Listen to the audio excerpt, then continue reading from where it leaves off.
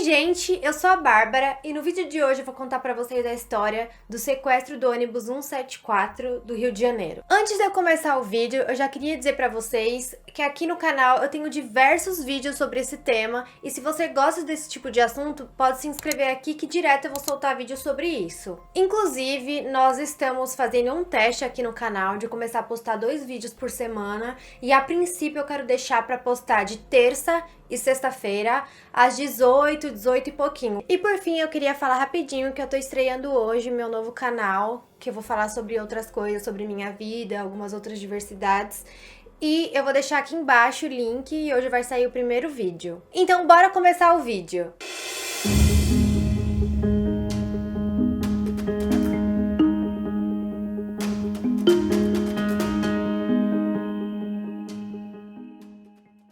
Primeiro de tudo, eu queria dizer que eu pesquisei muito sobre esse caso. O que a gente encontra na internet são várias notícias sensacionalistas da mídia e eu tentei pesquisar mais a fundo, mas são poucas as informações. Então, assisti um filme sobre isso, sobre o caso do sequestro 174. Assisti também um documentário, Linha Direta da Globo. Enfim, eu tentei pesquisar tudo possível e esse roteiro foi um dos mais difíceis de eu fazer. Então eu espero que vocês gostem do vídeo. Se ele ficar um pouco mais curto, me perdoem, é porque realmente foi muito difícil encontrar as informações nele. Então, antes de começar a contar pra vocês como foi aquele dia do sequestro do ônibus 174, eu vou contar pra vocês a história do protagonista dessa história. E o nome dele é Sandro do Nascimento. A história de Sandro do Nascimento é mais um reflexo da violência urbana nas grandes cidades. Sua trajetória desde o nascimento mostra que ele faz parte daquele grupo totalmente desprotegido pelo governo, aquele grupo que ataca para se defender. Sandro nasceu numa região próxima a Niterói e logo aos 6 anos de idade viu sua mãe sendo esfaqueada na sua frente. Uma tia ficou responsável pela guarda dele porque não conhecia de onde era seu pai. Durante sua infância e sua adolescência, Sandro se envolveu com diversos furtos, assaltos, se envolveu também com drogas, principalmente a cocaína. Passou por vários internatos de menores infratores, chegou inclusive a ser preso e na cadeia ele conheceu a realidade de uma cela superlotada. A realidade subhumana de uma cela superlotada das cadeias do nosso país. Ele inclusive é um dos sobreviventes da chacina da Candelária. Para quem não conhece essa história, estou gravando, vai ser o próximo vídeo que vai sair aqui no canal. E quem conhece sabe como foi tenso aquilo que aconteceu. Eu estou pesquisando sobre isso e, assim, quem sobreviveu àquilo deve ter um trauma gigantesco. Então, assim, por esses fatos que eu contei pra vocês, você já consegue perceber como foi a formação do Sandro, como foi a infância dele, pra gente agora, depois de adulto, perceber o que se passa na cabeça dessa pessoa, se ela é uma pessoa tão normal quanto a gente, como eu, que foi criado desde pequena, com uma base familiar, sempre estudando, com bons professores. Então, a gente consegue visualizar essa história a partir de agora que eu vou contar pra vocês de uma maneira diferente daquelas que eu visualizei quando eu pesquisei pela mídia, o que a mídia publicava. A mídia só falava sobre quem era o sequestrador que fez isso, não falava a história dele, não falava qual seria o motivo, não contextualizou, entendeu? A mídia não contextualiza e eu estou aqui para contextualizar para você, para a partir de agora você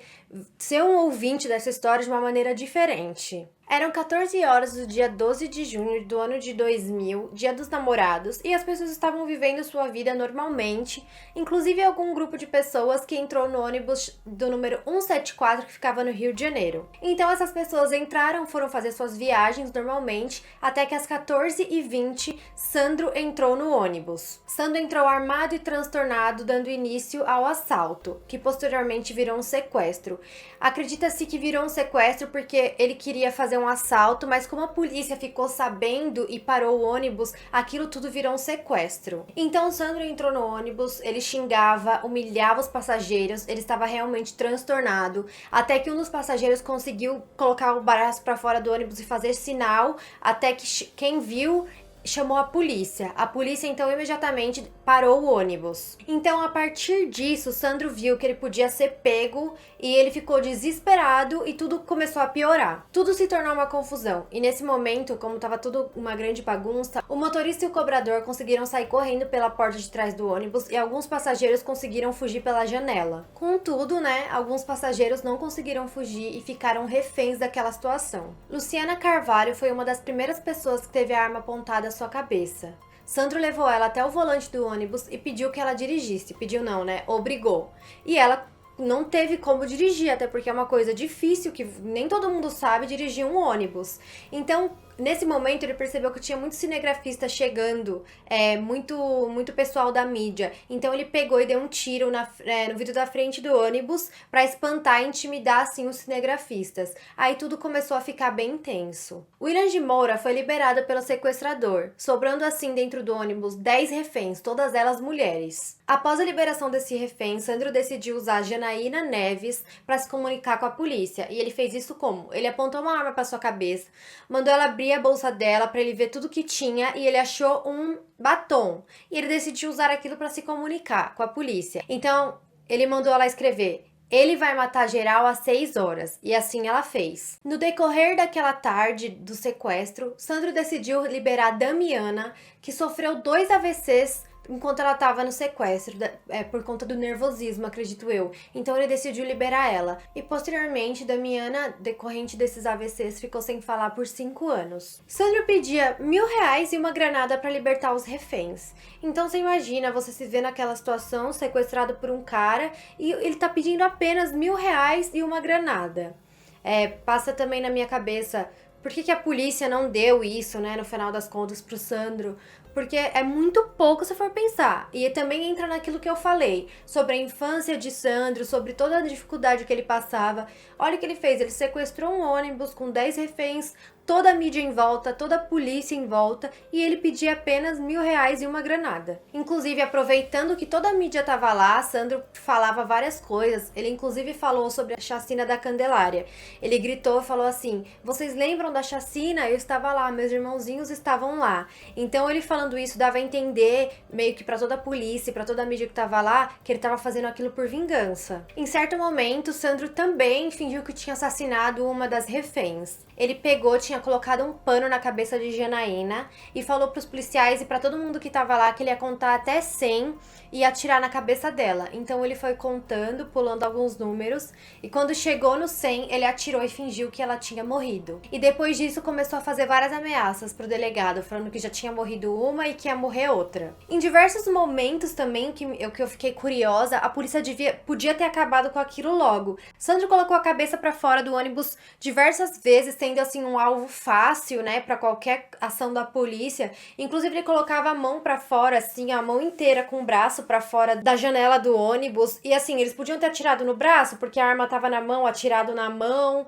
tentado agarrar a mão dele, mas não fizeram nada, gente. Eu simplesmente não entendo o que aconteceu aquele dia. E é claro, que a polícia, na minha opinião, errou bastante nesse caso, tirando pelo fato que eu vou contar pra vocês daqui a pouco, mas também permitiu que toda a mídia ficasse em volta do ônibus, não colocaram um cordão de isolamento, a mídia tava noticiando tudo aquilo de perto, tava todo mundo perto do ônibus, todo mundo tinha contato com o Sandro, quem quisesse podia conversar com ele, o cara tava armado, a polícia inteira armada, e tanta gente, tanto além de cinegrafistas curiosos próximos ao ônibus. Rapidamente aquilo virou um reality show. A mídia transmitindo aquilo ao vivo na televisão, em todos os canais, o Brasil inteiro acompanhando aquele absurdo todo acontecendo. Até que depois de 5 horas de sequestro, exatamente às 18h50 da noite, Sandro decidiu descer do ônibus, aparentemente esgotado, ele já tinha cansado de tudo aquilo, e ele decidiu descer, levando com ele Geise na frente dele como se fosse um escudo humano. Então ele estava apontando a arma para ela, descendo do ônibus. Aparentemente, tudo estava sob controle. Ele havia desistido, até porque ele não ganhou nada daquilo que ele tinha pedido e mesmo assim estava descendo do ônibus. Então Geisa Firmo Gonçalves, de 21 anos, estava servindo de escudo humano para ele enquanto ele descia. Tava tudo normal, até que Um dos policiais que estavam cercando o ônibus decidiu, acredito eu, que ele queria ter um ato heróico. Ele achou que naquele momento ele ia conseguir terminar tudo aquilo que estava acontecendo. Só que, infelizmente, deu tudo errado. Ele chegou perto de Sandro e de Geisa. Ele estava muito perto mesmo, praticamente mirando na cabeça de Sandro, até que ele atirou. Só que ele errou o tiro, gente. O tiro acertou em Geisa, passou de raspão na cabeça de Geisa. E é claro, Sandro, percebendo tudo aquilo, atirou 3 vezes nas costas de Geisa, tirando assim sua vida. Gente, tudo isso que eu tô falando pra vocês tem filmagens, porque a mídia filmou tudo isso. Inclusive, assim que Geisa perdeu sua vida, um dos bombeiros pegaram ela, saíram correndo. Um dos fotógrafos que estavam lá comenta que eles estavam chegando perto porque aparentemente ninguém sabia de nada que tinha acontecido. Acharam que a polícia tinha atingido Sandro. Até que nas gravações que eu assisti, as pessoas gritam. Parece que elas estão comemorando como se a polícia tivesse conseguido matar Sandro. Mas não, na verdade quem morreu foi Geisa nesse momento. Então tem um fotógrafo que tá chegando perto para tentar tirar foto, até que passa o bombeiro com Geisa na mão, assim, no meio da multidão, carregando ela. Ele com a roupa toda suja de sangue, carregando a menina, assim, uma coisa absurda de se ver. Um monte de curiosos, um monte de mídia enquanto tudo aquilo tá acontecendo, assim, muita responsabilidade da polícia, na minha opinião. Sandro foi levado por vários policiais pra dentro do camburão da polícia e eles disseram que no momento que eles estavam tentando render Sandro, segurar ele, mataram ele por asfixia. Então eu não sei como a polícia agiu, mas eu sei que Sandro morreu asfixiado dentro do carro da polícia. Segundo sua tia Jolieta, sua assistente social Ivone e sua avó Dona Elza, que foi a única que participou do enterro, Sandro não era capaz de matar ninguém. Mas de acordo com a polícia, Sandro tinha um comportamento muito nervoso e agressivo. Diz que ele quebrou o braço de um policial, tentou morder outro, tentando tirar sua arma. Os policiais responsáveis pela morte de Sandro foram julgados por assassinato, mas todos eles foram inocentados. Então, temos 2 vítimas aí nessa questão, que foi Geisa, de 21 anos. Ela estava grávida de 2 meses quando morreu. E Sandro também, de 21 anos, que foi morto. Pois é, gente, essa história é extremamente triste, não só pela questão da polícia. Assim, você realmente vê que é uma coisa que podia ter dado certo, mas deu tudo errado. Deu tudo errado desde o dia que o Sandro nasceu e teve que lidar com todas aquelas questões na sua vida, sendo uma criança tão pequena, um adolescente e adulto, né? 21 anos, também não é considerado um adulto já formado. Foi uma vida muito difícil. Então é isso que eu tô falando pra vocês. Quando você vê uma notícia na televisão, assim, uma notícia toda sensacionalista que a mídia monta, a gente tem que procurar contextualizar aquela situação. Procurar, óbvio que não tem justificativa. Eu não posso matar alguém e dizer que é porque eu tive uma infância difícil. Mas você consegue entender o que fez ele chegar naquela situação. O que fez Sandro querer assaltar várias pessoas, entendeu? Ele teve uma infância extremamente difícil. E às vezes é fácil a gente chegar e falar assim: ah, mas era só ele ter corrido atrás. Não é fácil assim, gente. A vida dessas crianças era muito difícil. Eu vou contar pra vocês a história da chacina da Candelária. Ninguém escolhe ser morador de rua. Ninguém escolhe dormir no frio. Ninguém escolhe isso pra vida, entendeu? Eu tenho certeza que se essas pessoas pudessem ter uma vida diferente, elas teriam. E por fim, falando de novo do erro grotesco da polícia, além dela deixar diversos curiosos, diversos cinegrafistas, a mídia chegar, quase encostar no ônibus que tava tendo um assalto com uma pessoa armada lá dentro, com diversos reféns. Esse erro, né, gente, de um policial que queria ter um ato heróico, infelizmente ele errou. Talvez se ele tivesse acertado, hoje a gente estaria ovacionando ele, relembrando o nome dele, porque ele teria sido o grande mestre daquela situação toda. Mas infelizmente deu tudo errado e acabou perdendo a vida de 2 pessoas. Geisa, que era uma inocente, e Sandro, que além de tudo que ele fez, ninguém tem o direito de tirar a vida dele. Como que os policiais tiram a vida dele, sabe? Asfixiando ele. Isso não entra na minha cabeça de maneira nenhuma. Porque eles alegaram que tava difícil render ele, tava difícil segurar ele. Só que era um menino magro, se você ver nas fotos que eu vou colocar aqui. E eram, sei lá, 5 policiais dentro de um carro contra ele. Então, essa história é realmente muito triste. É um final triste, não ter final feliz. É muito decepcionante. Eu, inclusive, vi algumas entrevistas que, na época, foi o BOP, né, que cuidou desse caso, e eles dizem que hoje eles estão super preparados para isso, que eles buscam treinamento para esse erro não se repetir, mas o que aconteceu, aconteceu, a gente não vai ter a vida de Geisa de volta, nem de Sandro, e fica pra gente refletir, porque eu refleti muito quando eu vi essa história. Primeiramente, quando eu entrei e vi as notícias da mídia, eu falei, gente, quem foi esse filho da mãe que sequestrou a Nanã? Aí depois você vê a história do cara, assim, gente, é triste de todas as formas, tudo nessa história é triste. Então, gente, fica aqui o questionamento, não pra dizer até que ponto o Sandro está errado, porque isso é fato, o Sandro estava errado, nada justifica aquela atitude dele. Mas ele era uma vítima da sociedade, como eu disse pra vocês, ele era preto, pobre, favelado, ele não tinha nada, ele era morador de rua, ele viu sua mãe ser assassinada há 6 anos, ele não tinha pai, ele não tinha nada e sobreviveu à chacina da Candelária, que foi muito horrível. O fato dele ter pedido R$ 1.000 pra libertar aqueles reféns demonstra pra gente quão miserável era a vida dele, porque ele não tinha noção de dinheiro. Inclusive no vídeo que eu assisti, no filme que eu assisti, não sei se é verdade isso, mas eu acho que não deve ser. Uma das reféns fala assim pra ele, Sandra, por que você tá pedindo R$ 1.000? Pede R$ 10.000, R$ 100.000, e ele não pede, entendeu? Aquele R$ 1.000 pra ele acha que já tá de bom tamanho. E outra coisa, gente, a gente tem diversos Sandros hoje em dia na nossa sociedade que estão sendo abandonados, eles não têm proteção, eles não têm nada, e a gente tá criando isso pra quando a gente sofre alguma coisa dessas, ou a gente é furtado, ou a gente é assaltado, a gente fica com raiva, a gente deseja muitas vezes a morte desse tipo de gente. E ainda assim, ainda que Sandro tivesse sido preso, vocês já viram a situação das cadeias do nosso país? Então, eles são presos e aqui no Brasil existe um regime que chama ressocialização. A gente não vai deixar ninguém preso até a prisão perpétua, que não tem pena de morte. Então, por mais que algumas pessoas desejem isso, isso não vai acontecer tão cedo. Então, você tem que saber que aquela pessoa que tá naquela cadeia, que você torce pra sofrer, que você fala assim, ai, meu dinheiro vai pra quem tá preso, isso é um absurdo. Aquela pessoa que você tá desejando que sofra dentro da cadeia, um dia ela vai voltar aqui pra fora. E você vai ser uma vítima dela também. E todos nós vamos ser uma vítima delas. Assim como elas foram nossas vítimas quando crianças, quando novas, quando a gente fechou os olhos pra pobreza que acontece aqui no país.